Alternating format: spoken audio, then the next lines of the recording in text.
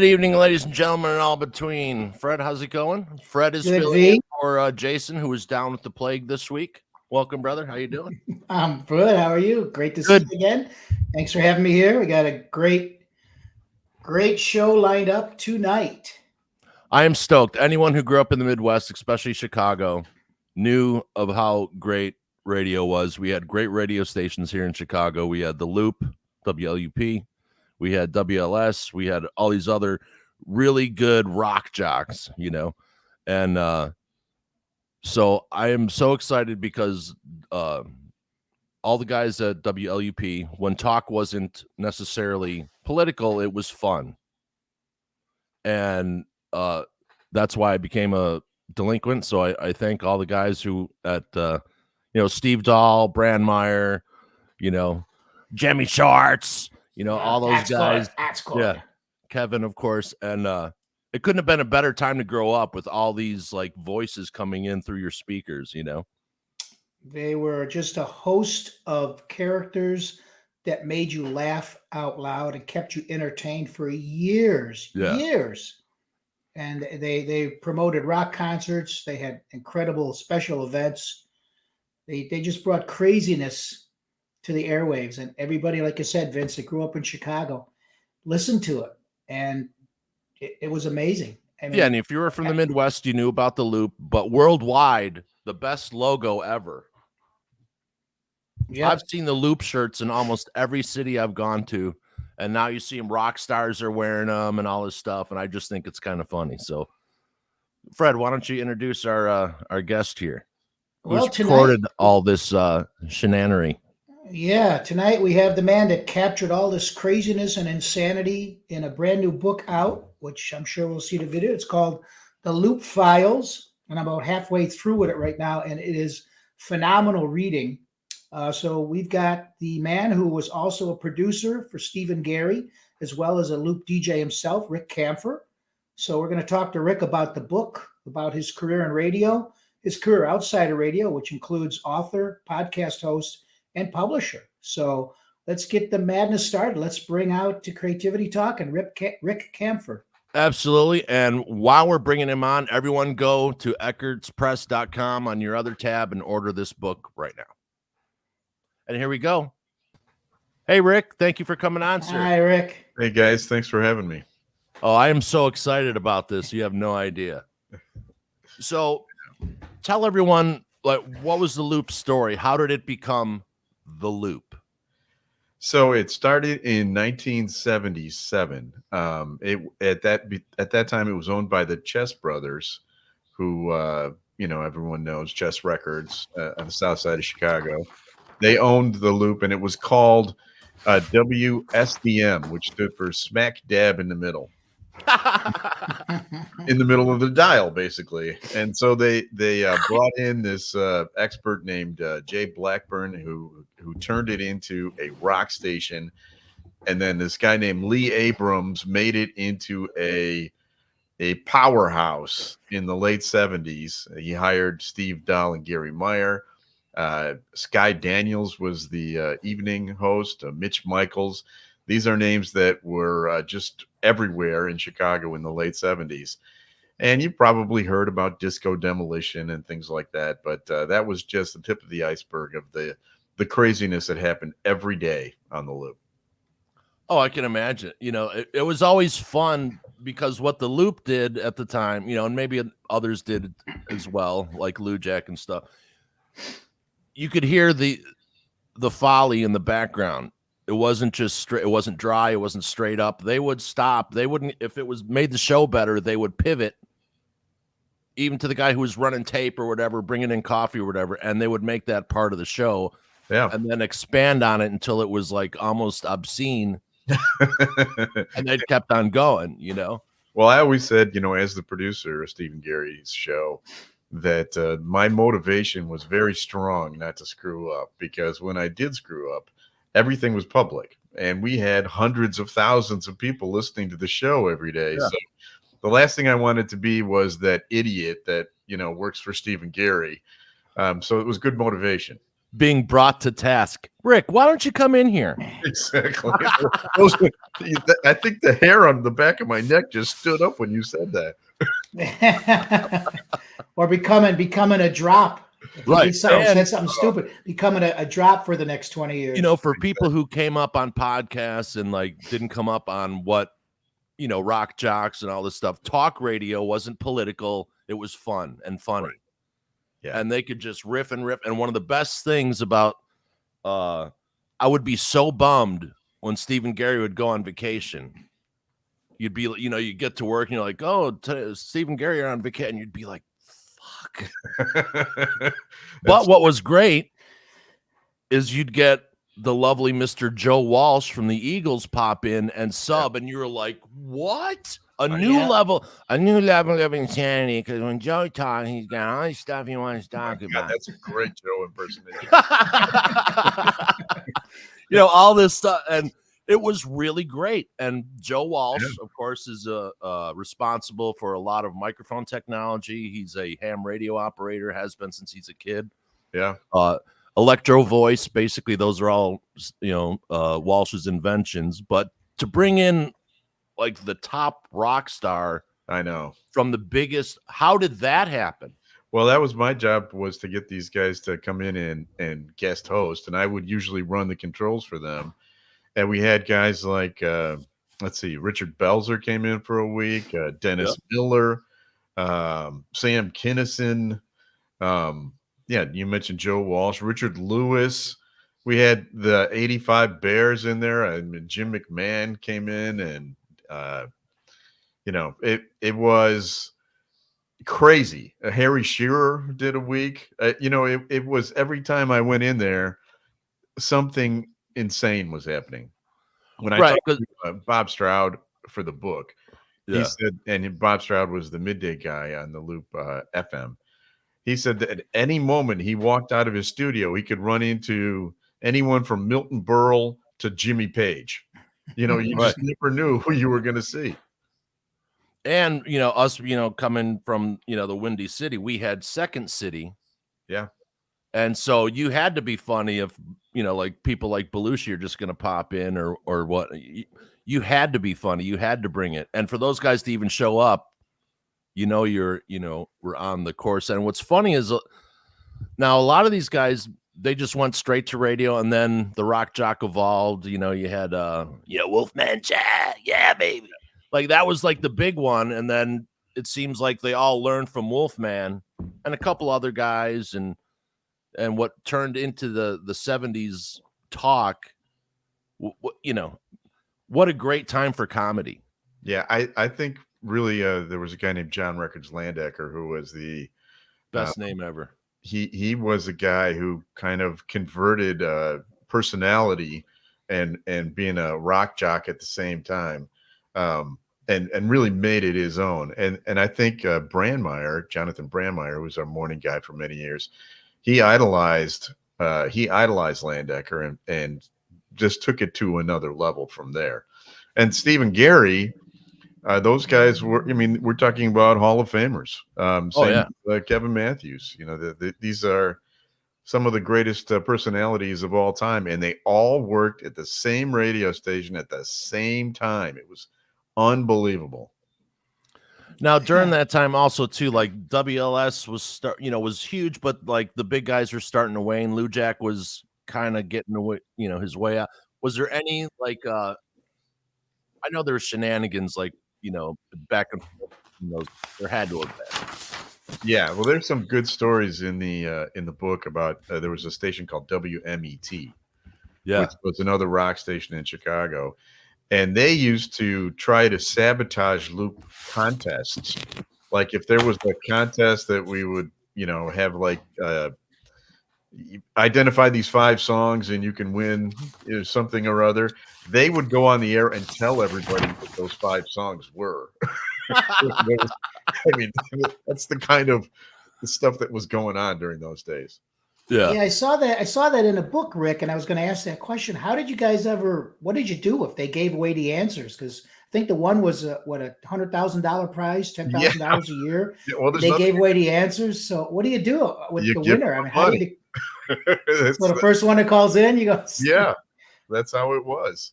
Of course, then you guys sabotaged one of their commercials, right? I read that. Or Yes. you Yeah, did a that bunch was of drops over their commercial that they ran on the Loop show. right. So we used to simulcast a show called Friday Night Videos. Do you remember that? Yeah. And at that time, it was a big deal. That was a big show. And so we simulcasted on the Loop, and WMET thought they'd be wacky. And they advertised on that show, thinking that we would have to then play a WMET commercial on the Loop. But what we did was we found out about it and changed the audio. So when it was on the radio, we said terrible things about WMET, and that went on instead. Fair play, fair play. Yeah, right, exactly. And then, then as time was on, Kevin Matthews shows up, Yeah. and his friend Jimmy Shorts would show up all the time, which was always I wasn't a sports guy, but I loved Jimmy Shorts. Kevin is one of maybe the most talented person I've ever met. He's just, his mind is inexplicable, is the best way to put it. I've been on the show with him before, and you just watching the voices all come out of that one person. It is really disorienting, because to him, they're real people. At one point, he discovered that I spoke fluent German. They started calling me Rick the German boy. And he said, whenever you come on the show from now on, you have to speak German. I said, well, Kevin, you don't understand German. He said, no, but Jimmy speaks fluent German. Jimmy Shorts. Okay. All right. Whatever you say. Right. Didn't he, in the studio, didn't he have a chair, an empty chair with a microphone for Jimmy, right? Well, he was surrounded by like a wall of tape, of like little carts, we used to call them back in the day. And there were two microphones that were always open, and one of them no one ever used, and that was Jimmy's.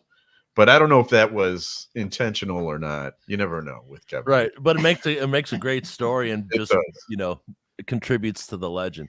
Right. And because all these guys were doing all these voices, I came up doing voices. I can do like 200 voices. My brother, when he was still here, he could do about 150, and that's how we entertained ourselves. Yeah, that's great. So when all these guys are doing these, like I did a parody of War of the Worlds called Woke of the Worlds.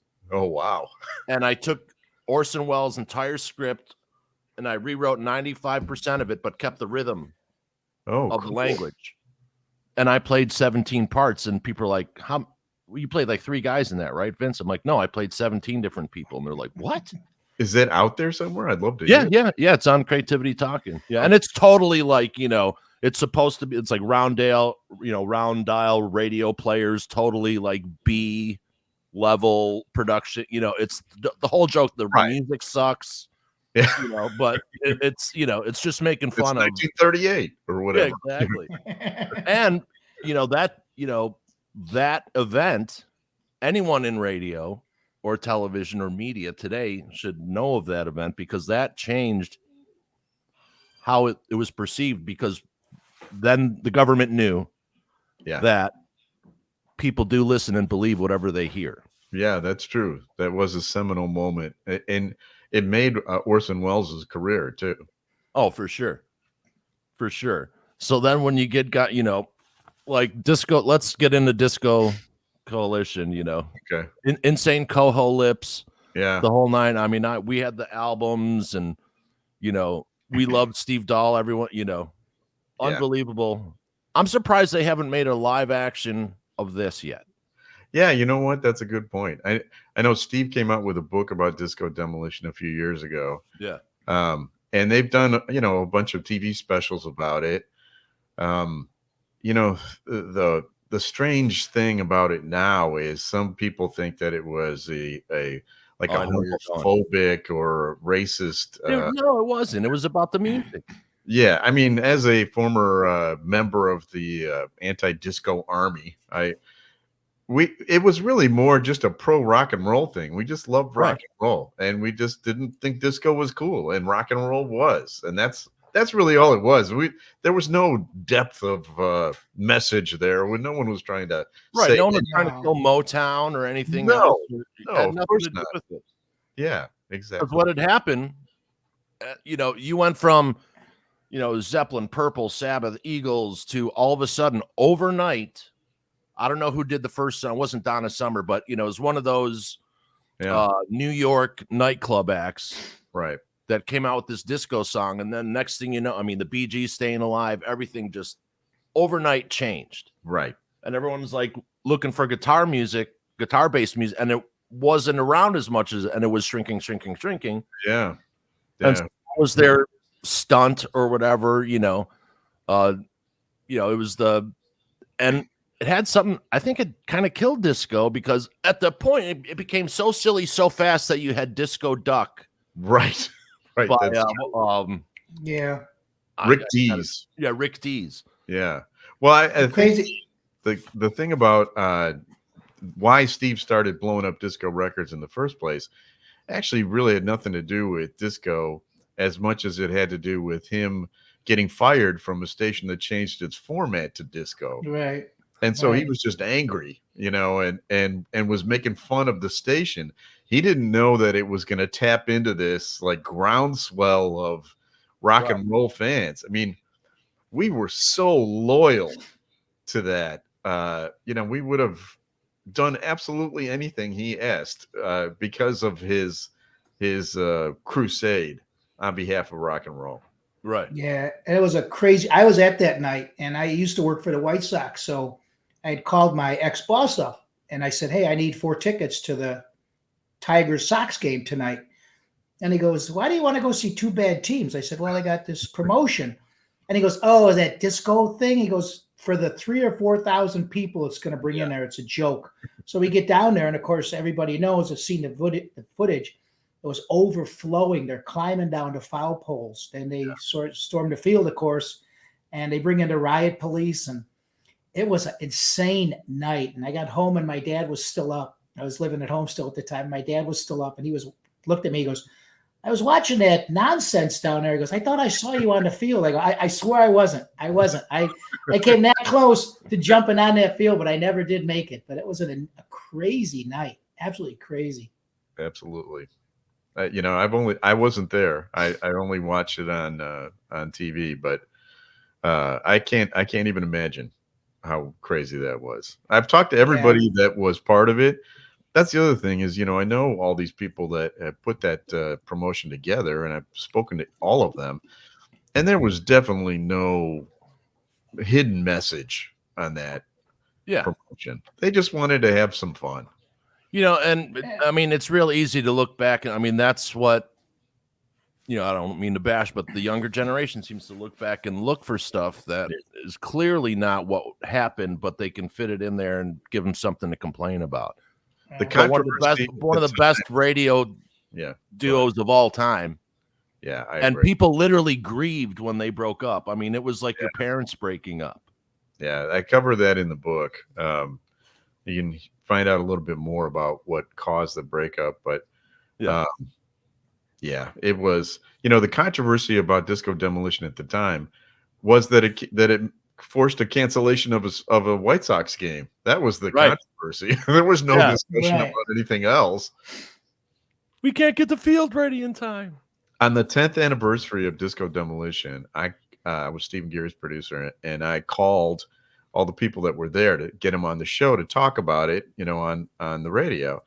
And I called Jimmy Pearsall. And Jimmy Pearsall, 10 years later, was still so mad about that game being canceled that he went into a expletive filled tirade for the ages about Steve. He hated his guts. Yeah. Look at that field. That's insane. That's exactly. That's when the police are coming there. So it was starting to clear it off. But yeah, because they had the fire going in center field and the stands. Oh yeah. That's cool. It was. And people talked about it forever. It was it started out, Insane Coho Lips, Disco Sucks, and then the albums came out, and of course you had to get your loop shirt and everything. And then everyone had a loop shirt. I mean, sold 2 million of them in 1 year. 2 million loop shirts. that's crazy for a radio station. I know. Like what was the second? What I'm sure that was the number one selling of the year. There's no, Yeah, amazing. It had the second one had to have been the Led Zeppelin Swan Song shirt. Yeah, probably. Fred's wearing. Yeah. What Fred's everyone had that. That's true. But it's so cool. Yeah. Like even after the radio station, is literally no more, or at least it doesn't exist the way it does. Was it sold? Yeah, it was sold. Yeah. And the book kind of ends in 1998 or so, because after that it became more of a conventional radio station. Yeah. The craziness was from 77 to like 98 or so. And that's what I chronicled in the book. And then in what I thought was cool, when they're laying the loop to bed. Yeah. The final hours, they bring back Mr. Dahl. I mean, that would, like, as for people, we all love that. Yes. I mean, that couldn't have been a better, try to make it less painful. Yeah, it was cool. Our uncle Steve was in the house to like tell us it's going to be all right. Have a drink. Yeah, and he invited everybody else to be on the show. Brent Meyer was on, and Danny Bonaducci and Kevin and all these guys. And Patty Hayes, I think, even called in. It was cool. And then, it was turned into a Christian station. Right. And Steve picked the last song to be played on the loop as the loop, and it was Highway to Hell by yeah, that was great. Which was so perfect. And here this is you, right? No, that's Mitch. That's Mitch Michaels, and you look a lot like him. Oh, really? Thanks. Like, especially back in the older pictures, and then the Loop Girls. They started the Loop Girls, and all types of. Yeah, we got the wrong look at that up there. Best skyline ever. Yeah, that's true. But talk about crazy times. Yeah. I mean, it was so cool to work there. Every day was like, going to a carnival. You just never knew what you were going to run into. And the people that I met there are lifelong friends. And that's why I was able to have them all be part of this book. I just picked up the phone and called them, and everybody was more than willing to contribute. And that really made me feel good that they would do that. Oh, absolutely. And, because everyone is so beloved. And I think now when you mention talk radio, it's a weird thing. Yeah. Because, talk radio is, it's so to one side politically. The other side tried but didn't get it. But right. It's really unfortunate that we don't have this type of talk anymore. Yeah, I'm not sure why either, to be honest with you. The world needs it. It certainly, I didn't even know what the politics of my coworkers were at the time. We had no. Who cares? We never discussed it ever.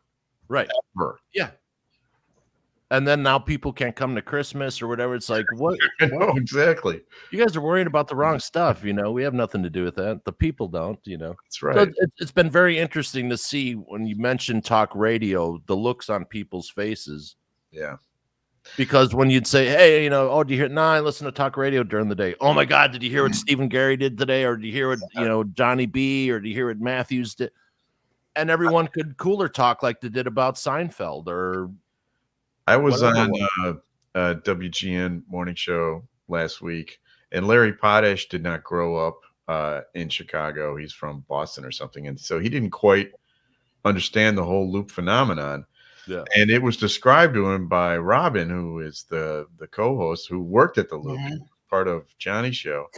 It was a kind of station where you would be afraid to get out of the car. Like you would get to somebody, wherever you were going. And if they were in the middle of something, I mean, how many times were you late? Or how many times did you just sit there and listen to the end of it because you couldn't miss it? Right, and then you'd wait in the end. You're about to pee your pants. You go into your buddy's house, and you're like running to the bathroom. Put on the loop. Yeah, exactly. That's exactly right. And it was like that for us too. We all listened to each other's shows. We were fans of each other. Yeah, because everyone would always reference what everyone else was doing. Yeah, and that made the whole thing even better. Yeah. Oh, do you hear it? Matthews did last night. And well, speaking of Go ahead. WGN, first of all, I want to meet Robin Baumgarten and go out and have a drink with her. She She's just seems like the greatest person. Very. I was back at work in the 70s, and we used to, of course, have radios at our desk. And I always had the loop on. My one buddy always said, "How can you listen to that stuff?" I said, "They're funny. You got to give it a try." He was a WGN Wally Phillips guy. Oh wow. He came up to me one day and he goes, "I'm not listening to Wally anymore because I'm going to start listening to the loop." I said, "Why? What happened?" He said, "A woman called up Wally Phillips and said, 'I'm downtown with my mother, my 90-year-old mother, whatever, and somebody stole her purse." And Wally's like, Wally, "Oh, what did you do? And what did the police say?" And she says, "Oh, I haven't called the police yet, Wally. I called you first thing." And he goes, Wow. "I can't listen to a guy that the audience calls Wally Phillips instead of the police first." So he goes, "I'm switching to the loop." And he became a loop fan ever since then. Well, too, then there was like multi-generational things. So you either listen to the loop and WLS or you listen to Wally Phillips and Murphy in the Morning. Right. Yeah. There was and that whole Steve thing. did a song, I think in 1980 called "Oh Wally." Yes. Which was a parody of Barry Manilow's song "Mandy." Yeah. Oh, And- Wally. Yes, exactly. It's still funny. It's still funny. I listened to Yeah. it the other day. Was that the Oh my lady God. from Tinley Park, right? The lady from Tinley Park. Yes. Yeah. Yeah. Yeah. Every Oh, yeah. every time I drive through Western Springs, there's a certain corner there. Beep beep. Yeah. Thanks, Steve. Oh. It's probably like, Think God, about man, it, is all everyone the- beeping their horn? What's And all the incredible parody songs between Kevin, Johnny, and I forgot about "Moo Moo, I Love You" by so much Johnny. good stuff. And And then that was the other thing. Ayatollah by This station was so big that every show had a band. I mean, every show. Yeah. yeah. And Johnny had the leisure. So how did that work? So boom, okay, Steve or Gary or one of the producers, someone comes up with an idea for this. Boom, they go into the recording studio. I'm assuming it's in the same building. No, we used a Chicago recording company, which was Okay. 2 blocks away. But yeah, Johnny sold out Poplar Creek. Johnny B. People can say whatever they want to say about him, but I mean, I'm from Milwaukee and I'm a dodo. Cheesehead. He sold more tickets. Yeah. than like Genesis when they came into town. It was unbelievable. Yeah, and when I moved out to LA, Johnny moved out there at the same time, and I felt like I knew someone in town. Right. Even though I'm not going to bump into Jonathan Brandmeier. Right. But I felt, he came into town to do this talk show, which I don't know if it was ill timing or I don't know what happened there, but I don't think the rest of the country got him at all. No, I think it was a Midwest phenomenon. But he and Johnny B was great. I mean, I was on a show once and he's like, "Oh, there's this accident." It was right when 355 opened, and so it was a big deal, this, that, and the other. And he's like, "Oh, there's this big accident, this, that, and the other." And I call him from a payphone. I'm like, "Johnny, no, it ain't happening." I'm like literally looking at the place where they're saying that and I was on for like 5 minutes until my quarter ran out, because I didn't have any change. So the only time I make it to Brandmeier. You kids out there, payphones are things that used to be out there where you could phone in and pay. Right. It's a thing that Superman used to go to change his clothes. Exactly. Yeah. At that Poplar Creek show, I was at that one, and really? I remember looking around, going, "There's 20,000 people here for a DJ." I didn't expect that many, and I was like, "That's unbelievable." And Johnny came. I think Steve and Gary might have opened for him, and then Johnny came on. That might have been the We're All Crazy tour, and his energy. He's like all over the stage. He just put out an amazing show. I talked to him for the book, and he had just had throat surgery and wasn't supposed to be speaking. The doctor told him not to speak. But he talked to me for an hour and a half and told me these great stories. He told me that on the way home from a show at Poplar Creek, Ann Wilson from Heart called him on the limo phone because she heard that he sleeps on the way home from his concerts, and he had woken her up on the air live that day. Oh, And that so is she hilarious. wanted to return the favor, and she called him in the limo and said, "Hey, did you just? I'm sorry, did I just wake you up?" Yes, good, and then hung up on him. Well, he also had a great sidekick in Buzz Killman. Yes, Blues Buzz or Buzz the Bluesman. Newsman, bluesman, yeah. yeah. There's a thing in the book where I spent a night out on the town with Buzz back in the day, and wrote about it for a magazine. And I put the whole article in there in the book because it's such a funny night. Because Buzz, he burned the candle at both ends. I mean, Yep. he was doing the morning show, and then he was staying out until like 2, 3 in the morning playing blues at all the different blues clubs. Right. And I was at that time, I was the overnight disc jockey. So, the rule was if you messed up his AP Newswire or something, he would kill you. And it wasn't like he, verbally will kill you. No, he will murder you because he has, he's got 1 hour of sleep under his belt. Right. Yeah. So he was always on edge. But once the show started, he was amazing. Oh, for sure. So Yeah, here's some of the devices that I listened to the loop on. Okay. Oh, wow. Remember that? I do. Yeah. We got this guy. Oh, yeah. No, this was a crappy work radio that followed us around for like 20 years, my uncles and my cousins. Definitely on that one. This one, remember that? Ooh, I fancy. had one of those. Yeah, I had one of those. And now my dad's pride and joy. There it is. Ooh. The Magnavox with the record player in there and everything. I love And it. man, if you had one of those, that was and the record player never worked right. There was always issues with it. Yeah. And then I remember as a kid, you'd have to have the TV repairman come out. Like when the TV went out, everyone was like, It's true. Oh my God, Dad's gonna freak out. What are you doing? But that's funny. You'd see the guy and he'd be the tubes and everything. And Yeah, I remember going. one. Yeah, I remember going to the store with the tubes with my dad. And you test them. Remember, you put them in there and test them. And Wow. they're good. You get one that's bad. You pick it up for $1, and you go home and fix the TV. Right? Can you imagine trying to do that now? No. The TV goes out now. You just run to Best Buy and pick one up for $800, and you're done. Yeah. Right, exactly. And what really is, I mean, they're saying that talk radio now is like, talk radio is. It's amazing that radio is still as strong as it is. Yeah. Unfortunately for varying views or whatever, but Well, because no one's listening to music on the radio. I do, but I know I'm a dying breed. Well, I you can listen to whatever you want musically now with Spotify or whatever, Pandora. There's no limit to what you can listen to. So you have to be pretty creative as a radio station to make it interesting as a music radio station. I think, there's, WXRT still does a decent job here in Chicago. And there are stations around the country that do. But you're right. Talk radio is the number one format. And you're also right that it's mostly political at this point, which is right. Unfortunate. Yeah, it is. Because it just puts a shadow over. Because if you even bring it up, they're like, "Oh, what is he, Rush Limbaugh?" No, right, exactly. Not at all. You turn on the microphone knowing that 50% of the country is not going to want to hear a thing you say. Right, and like all these guys. Oh, Howard Stern. Well, there would have not been a Howard Stern without Stephen Gary. That's true. Without Larry Ludbeck on LS, and another legendary.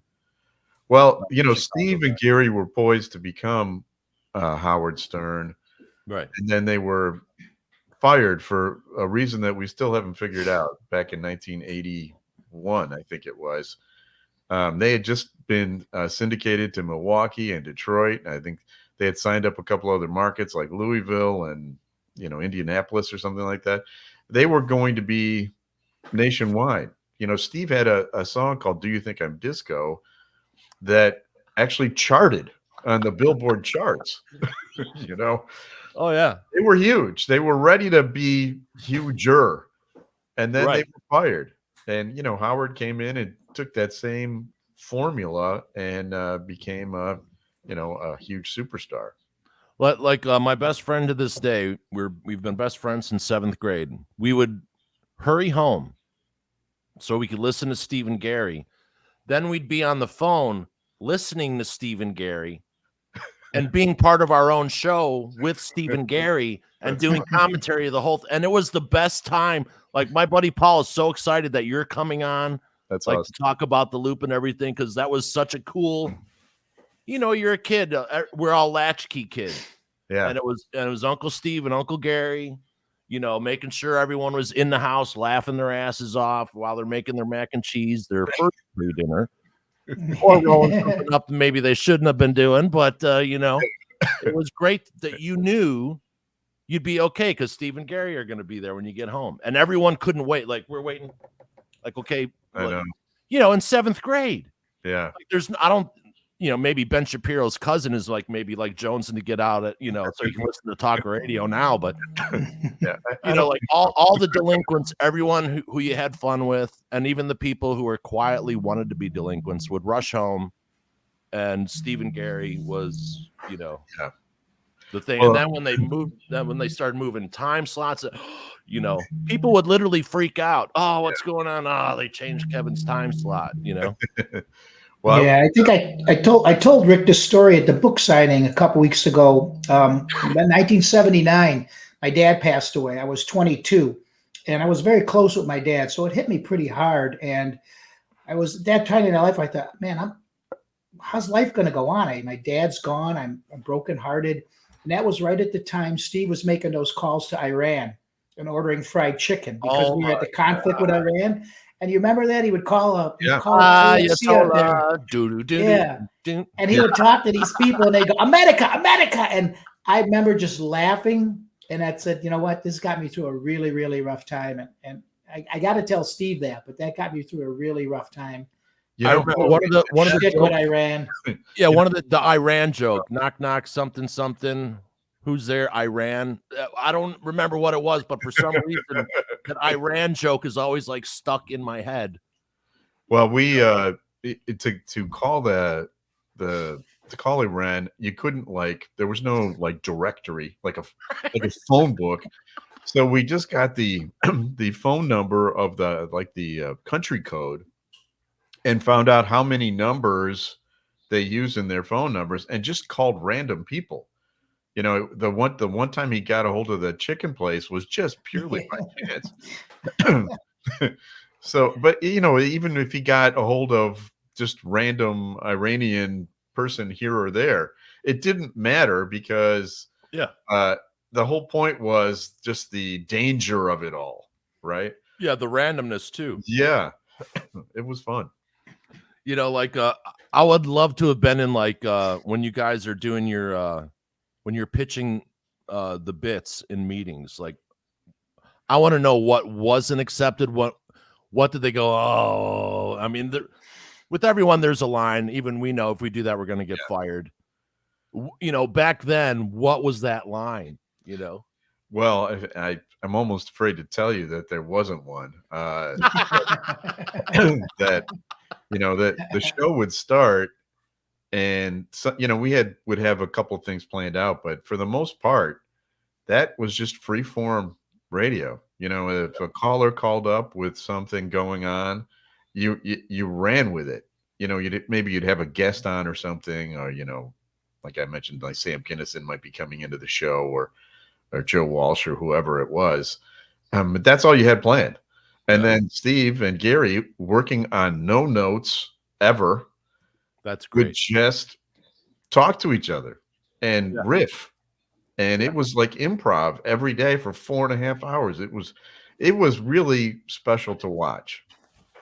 Oh, for sure. And because me and my brother, It just showed. There it is. I mean, me and my brother all day. And my cousins all day. We would improv because of WLS and WLUP, and like that was our Right. we came up with Saturday Night Live. Of course, we loved Carol Burnett's show, Tim Conway, and Harvey. Right. What a great time for comedy, and it's kind of odd. Right now, you would think that there would be a shitload of great comedy out right now since we just went through the plague. Right.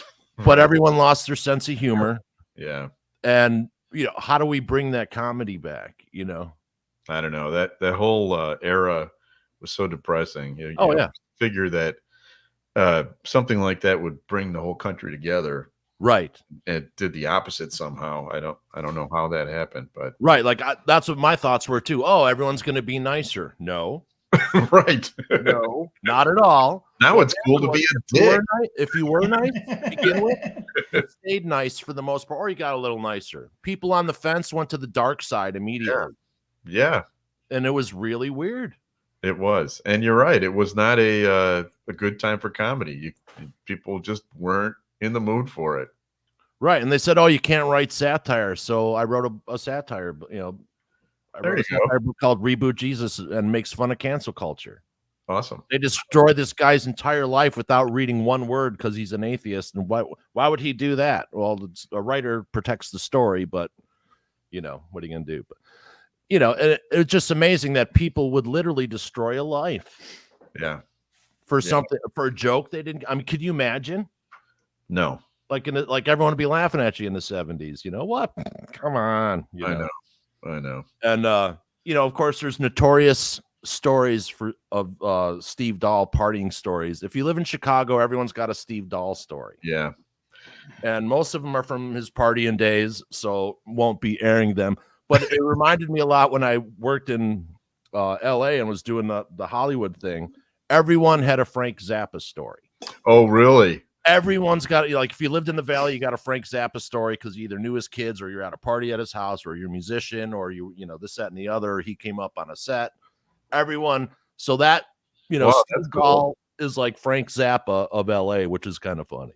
Zappa used to come on Kevin Matthews' show all the time. He and Kevin were buddies. I met Frank once. And incredibly intelligent, super nice guy, but he was, he looked like a rock and roll dude, but he was like an intellectual. Oh, right? absolutely. When you talk to him, when I met him, he was wearing a pink down jacket that went all the way to the ground. It was like a full length pink down jacket. He had the hair and the goatee and everything, and then he wanted to talk about like Shakespeare or something. I was like, wow, did not see that coming. Yeah, and he was straight edge. He didn't party. Right, not at all. And in a time like the craziest people, the Nugent didn't drink either. Right. I was having this conversation. And I said, it's really too bad that because of Ted's mouth, his music is now 85% discounted because he was really a force in the set. His music was incredible.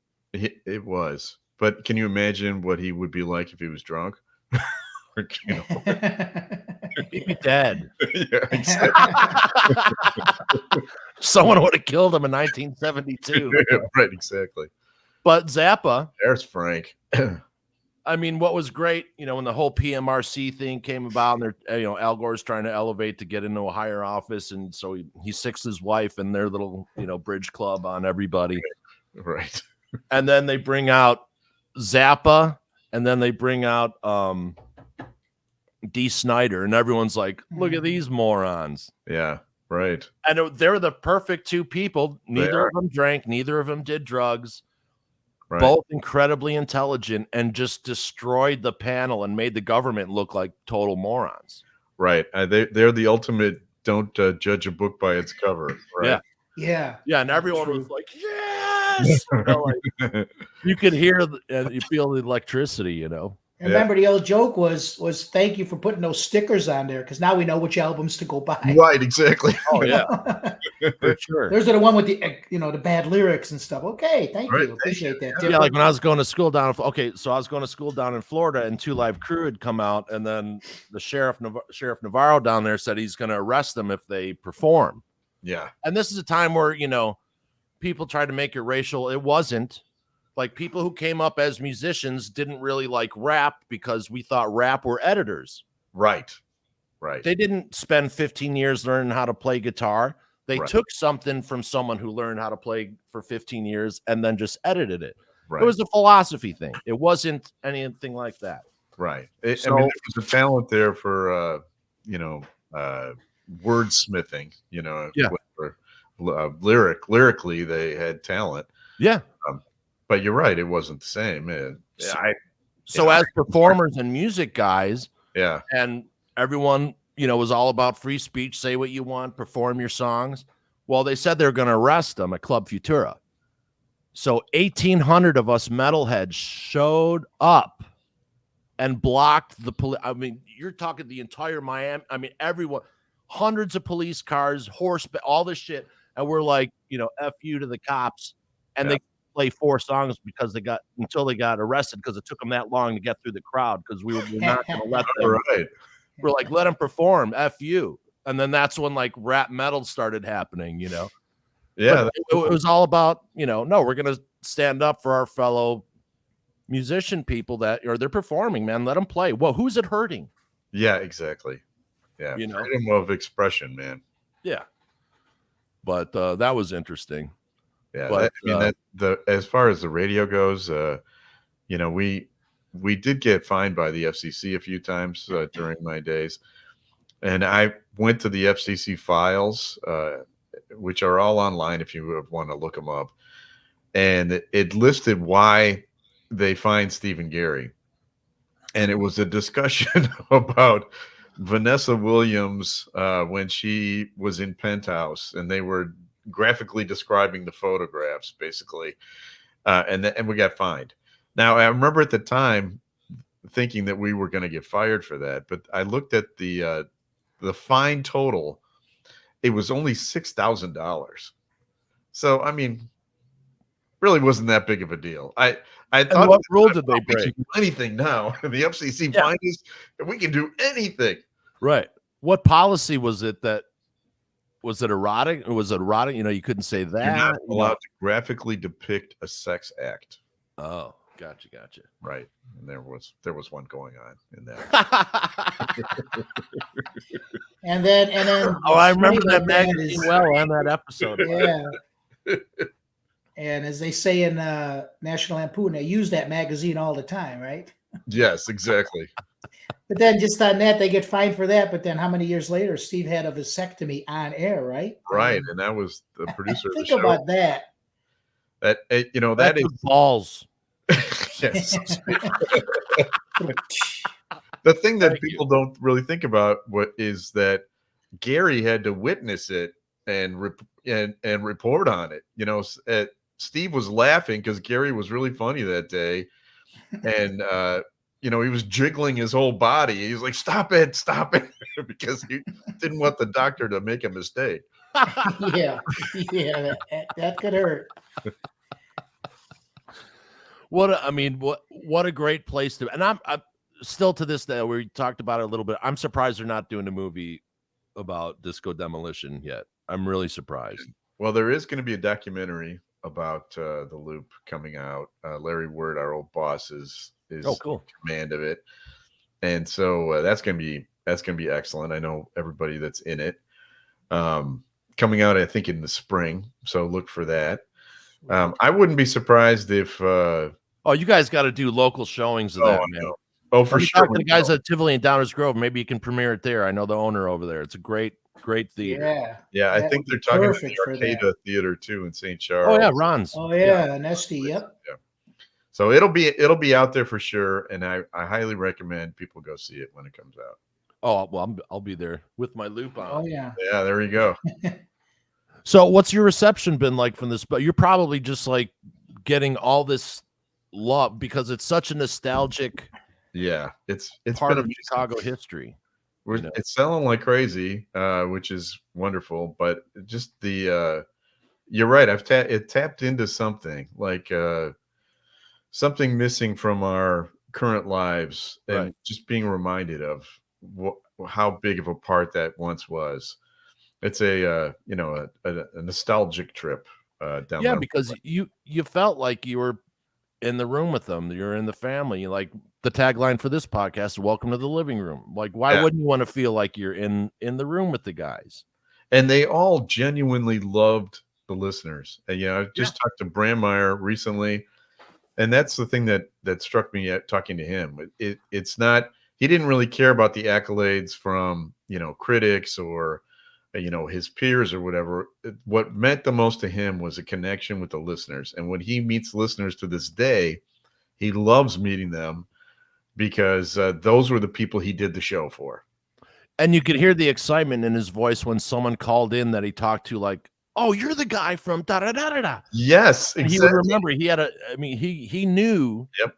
that he had talked to you before. Right. And Yeah. he really did. He had a more family show than, say, like Steve and Gary, but still Steve and Gary. I mean, those are the people that took care of us when all us latchkey kids got home. Like I said, That's right. And the listeners contributed so much.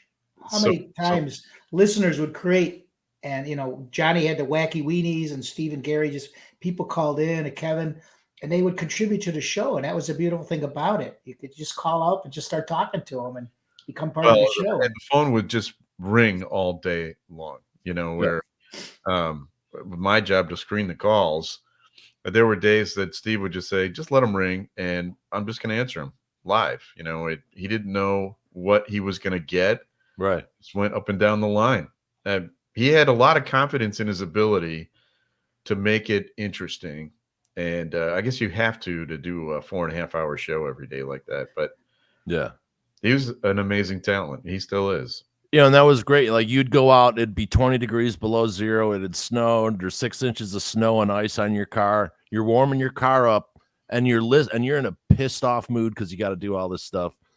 And by the time you got in the car, you're already listening to Johnny B Yeah. through the snow and everything, cranking your radio. And by the time you got to work, you finished your coffee that you had in the car, and you were in a good mood because you got to hang with Johnny and Buzz and the guys. Yeah. And then Kevin Matthews would come on when it'd start getting warm and you're working outside, and like, okay, here comes Jimmy Shorts, and then you'd break and then afternoon Steve would come on, and then they started moving stuff around. And Steve was very smart to get in the HD production early on. He was one of the first guys. Yeah. He's actually really technologically savvy, Steve. Yeah. Always has been. Yeah, him and I just had a brain fart. What's the guy? He went into business with Channel 5. Who's the news? Bill Curtis. Oh yeah, Bill Curtis, right? He's When they another, started doing all this, like, hey, they're gonna need like a film library for insert shots. right. Let's go all around the world and do all this stuff in HD because no one's doing it. Who helped Bill Curtis out a lot was Jimmy Budweiser. He in later years Oh my God, I was forgot. one of Bill Curtis's producers. And Well, Mr. Golden Voice. Yeah. And when he narrated that Will Ferrell movie, Anchorman. oh my God! As soon as you heard it, and I just sat, oh, this is going to be good because they got, and it was funny for Bill Curtis to actually be, you knew he was a funny guy. He is a funny guy, and he talks the same on air and off the air. It's like, "Hello, Bill Curtis, journalist." Please right. That's who he is. That's not an act. That's and he's got his voice is like no others, but it always cracked me up that it sounded like he was talking and doing a fish shiver at the same time. You know what I mean? Yeah. What a legendary guy. Yeah. Oh, what absolutely. was really cool about the radio side is they talked about their counterparts on the television side because everyone worked in the same building or whatever, whether, Yeah, we had those TV guys on all the time. Yeah. Mark Giangreco was a sports guy on Channel 5 and then Channel 7. He would fill in for Stephen Gary occasionally, come in and do his sportscast on Channel 5 live during the show while he was also on the radio. It was like a technological marvel watching this happen. The TV producer would come in. I was controlling the radio part of it. We were in delay. We had to take it out of delay. We had to go live. We had to time it out exactly. It was really difficult, but so much fun in retrospect. Oh yeah, and back then too, you'd look in a control room and there'd be 15 guys right on different machines. You had all your camera operators and your gaffer and your electricians and your grips and stuff. Now I know. My buddy runs the control room at CBS. Him. Yeah. It's just him. Cameras are robotic, everything, and it's only him. Yeah. And it's like, okay, what did they do with that extra $2 million in salary? That, you know what I'm saying? Yeah, I'd like to know that actually. Yeah, where did that go? Because they're not paying the guy, the single guy or whatever, but right. Very interesting how and that's, you look now, films can be made so quickly because the equipment doesn't kill you when you lift it up. Well, and that's not even discussing AI and what that could have. What's your view on that? I'm totally petrified. I am too. I dislike it very much. Well, I'm a writer, so right. The fact that they can write articles and things like that just seems wrong. Yeah. You can tell the ones that are AI because they just are horrible. Now you can now. Right now. You know that it's going to get better. Right. Like, I won't even post anything that has AI art. Right. Good for you. I won't. I won't watch any music. Like we react to music videos. And if I, 1 second of it, if it's AI, Yeah. Like all those AI guitars behind Fred there. Yeah. Are those AI guitars? Yeah. No, I guess not. But, it's odd, and people are okay with it. It's like, what? No, they're like, oh, what do you, oh, come on, man. I'm like, no. I said, you're talking about making all my friends unemployed. Right. And they've been doing this stuff for, 20, 30 years longer. I mean, we need the artists and the scribes and I never thought it would enter the creative world. Right. That's the thing. Because creativity cannot be quantified. And you need a spark of creativity that comes from human brains. Right. That's my belief. Yeah. And, like I know one of my friends is Bill Ray. He did Ren and Stimpy and all this stuff. He worked for Mad Magazine. Sure. He literally, if anyone he knows posts anything, he's done with them. Period. Yeah. Good for him. And it really is. I mean, it's offensive. Plus, it looks like really scary and demonic. A lot of this stuff, you know. Yeah, it does. And they can't get the eyes right. And there's, I don't know, not a fan. Me neither. I'm with you. But I was listening to one of the guys who was in Open AI was fired and he won't talk to anyone. And the thinking is that he found something nefarious. Oh, and so I was listening to this the other day. So yikes. Who knows? I mean, we all saw that movie back in the 80s. Would you like to play global thermonuclear war? No. That's right. No, we don't. But, I've lived in Miami. I've lived in Los Angeles. I've lived in Chicago. And I've never heard, a little bit in LA, there's some legendary guys out there. But you never heard, like the guy, one of my teachers in college, he was the first guy to play Elvis in the South. Oh, wow. And then he elevated, had his own record company, and the last band he signed was Casey and the Sunshine Band. Wow. So you got to hear little bit of that kind of stuff, but no one talks about radio like Chicago radio. Yeah. Well, I met Dick Biondi. I worked with him for 10 years. He introduced the Beatles at the Hollywood Bowl. Yeah. And he has stories about, Jerry Lee Lewis and Fats Domino and, these huge stars from the 50s that are just amazing. You know, like doing sock hops and things like that. It's Dick Biondi. That's right. Yeah, I never thought he was that great on the air, but he was amazing with listeners, and on top of spaghetti. and was just amazing as a person, just a great guy, just a great guy. But yeah, it's unfortunate. It's one thing that's lost, and maybe hopefully this will like start. Yeah, I don't even know, man. You know, it would be great to have some kind of thing where you could get all the guy, but would the guys want to do it? You know what I mean? Everyone's busy. Everyone's, Well, you mentioned payroll, right? I remember the payroll at that time was just, out of the stratosphere. Sure. And I don't know that there are many radio stations that want to take on that kind of payroll these days. Oh, for sure. And then you had who came up after that was Mancow and right, all these guys, and he was a different animal, so to speak. He was right. more of you could tell he was a Stephen Gary guy early, but you could tell he was more of he wanted to go the way of Stern. Yeah. And that whole thing and try to, one of my buddies was a regular on there, but, and he went political too. Man. Yeah. It's like, when he did that, I'm like, oh, he blows with the wind. He just bends with the wind, but that's his job as a broadcaster if he wants to work.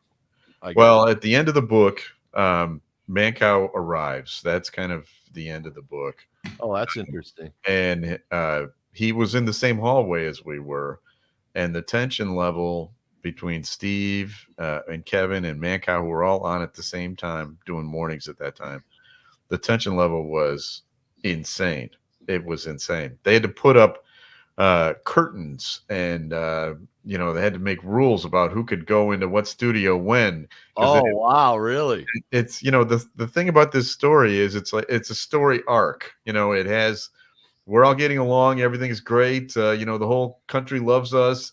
Then there's infighting, and then people start getting angry with each other. People get fired, and by the end, it's like you can understand why it ended. Oh yeah, is that the man who would be king? Yeah, right. Like the younger guys coming in, he's not getting paid as much and rising in the ratings. I could and then he started treating Johnny and Stephen Gary and those people like Steve treated Wally Phillips, and they did not like being treated that way, which I understand. Absolutely, they deserve respect. Yeah, and I'm really surprised then, Rick, because as you know, Kevin Matthews was just at the Arcada a couple months ago, and I was at that show, and Mancow was there. Yeah, and I wouldn't think that they would have. That film they showed, I directed that. Yeah, the Ed Zeppelin one. Yeah, that was very cool. The Ed Zeppelin, yes. But Mancow and Kevin are friends now. Well, that's good. Pals now. So, but at the time they were not. Yeah, unfortunately, he overtook the show, and he kind of ruined it for me because I wanted to see and hear Kevin and Mancow, and he went on a political tirade. And I heard. Here to see Kevin, dude. Man, we really don't need that anymore. Yeah. No. There's plenty of it out there. We don't need any more. And how's Kevin doing up in there in Wisconsin? He's in Wisconsin, isn't he? No, he's in Michigan. He's in Grand Rapids. Johnny's in Wisconsin. Okay, that's where I got it. Danny Bonaducci's in Seattle. How's Danny doing? I hear he's had some health issues. He's had some health. So has Kevin. Kevin has MS. I knew about Kevin's MS. But he's hanging in there. Danny is back on the air again in Seattle, so he's doing better. They're all in the documentary. And Gary Meyer lives in Pittsburgh now, and he's he's not in town anymore. Steve's the only one left. And I take it that Steve and Gary are at least friendly now, privately? No. Oh, that's too bad. No, they're not. I mean, they're not. They don't talk. Oh, well, that happens. That happens with adults, but right. Still couldn't have been a better childhood. I didn't have a dad around. The house was empty, and I had just this cast of delinquent adults. Bad influences. Couldn't have filled my heart more with joy and laughter, and I didn't feel alone. I felt like, oh, I'm one of these guys. Like I feel welcome here. And now you don't get that so much for radio, like everyone's No, yelling no. at you, and everyone maybe needs a smoke a joint and get a blowjob or something. Right. There was a guy named Sky Daniels on the Loop in the late 70s and I talked to Sky. He's a great guy. He said that every time he cracked the mic open, he was thinking about that teenager out there that didn't have anybody, just like you're talking about yourself, that needed a friend. That's who he had in his mind every time he opened the microphone. Yeah. I mean, that's why I got it. I'm low level, but I mean, I got into, doing films and television and writing and everything because if I could, one person, just one, that's great.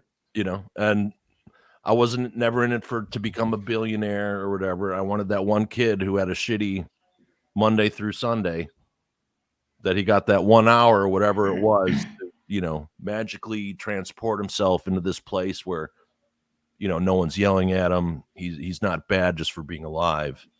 And these people just giving and giving because you did feel like they loved you. Yes. I mean, it was never animosity to the audience. No, and they did love you. That's why. Yeah. That's why. And I think the performers and today, like, it blows my mind that someone who's in a $400 million movie would bitch out their audience. I know. Like, what? Well, yeah. We used to get guests on, and I would think the same thing. Like, you're a movie star. I remember we had Harrison Ford on one time, and Harrison Ford, you don't get much bigger than that. And he was promoting a movie that he himself had produced and had money in, and he was still a dick. Right. I thought, if you can't be nice to promote something for 5 minutes, 10 minutes, or 20 minutes or whatever, then, God bless you. Yeah. And finally, some corporations, the media guys have said, okay, stop talking bad about the people who buy our tickets. Right. I mean, wouldn't that be rule one? You'd think. I mean, these are the people who go back 10 years and fire you for something you said when you were in kindergarten. Right. That's true. And I don't understand because people are like, oh, blah, blah, blah. I'm like, hey, if I owned a company and someone came to me and said, we're only going to focus on these 2%, screw the other 98% or whatever, because they don't do this. I'm like, no, we're here to entertain everyone. If that's your belief, get out of my company right now. Yeah. I saw the radio business change in the late 90s, early O's. And where they stopped talking about the listeners as listeners, they started talking about them as consumers and, products. And that's when it all went awry, if you ask me. Yeah. And then, of course, with social media, we are the product. Right. The social media networks, we are the product. Good point. But, so, okay. So everybody go out and buy the Loop files right now. And you can get that at eckartspress.com. Rick, this has been an absolute pleasure, man. Thank you. I couldn't be more excited that you said that you'd be on. Hearing your voice and your producing marvels over the years that have just filled my life, Fred's life, millions of people around Chicago and around the world, man. Thank you very much. Thank you. And this is a fun show. Thanks, guys. I really appreciate it. Absolutely. And thank you again. And you have a Merry Christmas, Rick. Same to you. And tell Steve we'd love to have him on. I will. and Matt and Kevin, of course. Sure. But, and maybe he can bring Jimmy Shorts around. But that's good. I used to just go around and do Jimmy. I'd get stuck and I'd talk like Jimmy Shorts for like a week, and people are like, "Dude, remember he speaks German." Jimmy Shorts. Exactly. Well, thank you everyone for watching it. We appreciate it. May the Loop live on in everyone's minds and hearts. It will definitely in ours. Thank you for watching, everyone. We'll catch you next time.